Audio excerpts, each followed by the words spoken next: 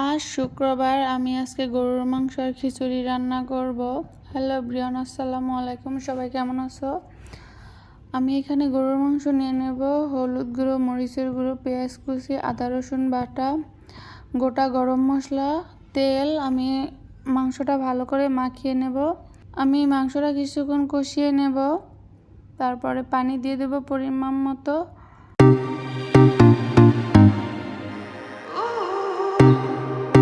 তারপরে আলু দিয়ে দেবো কষিয়ে নেওয়ার পরে। সে মাংসটা হওয়ার পরে আমি জিরা দিয়ে নামিয়ে নেব। মাংসটা দেখুন কত সুন্দর কালার এসেছে।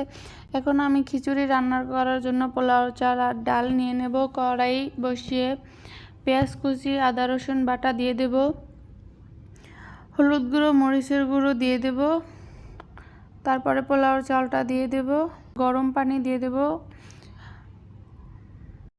তো আমার রান্নার মাঝে আমি কিছু হাঁড়ি পাতিল আছে, এগুলো ধুয়ে নেব।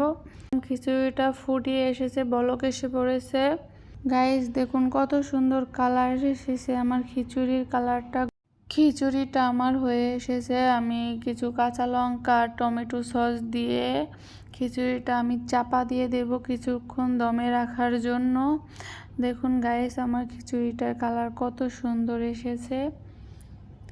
আপনারা তো আর খেয়ে বলতে পারবেন না কীরকম হয়েছে। আমি জিরার গুঁড়ো দিয়ে আমি নামিয়ে নেব খিচুড়িটা।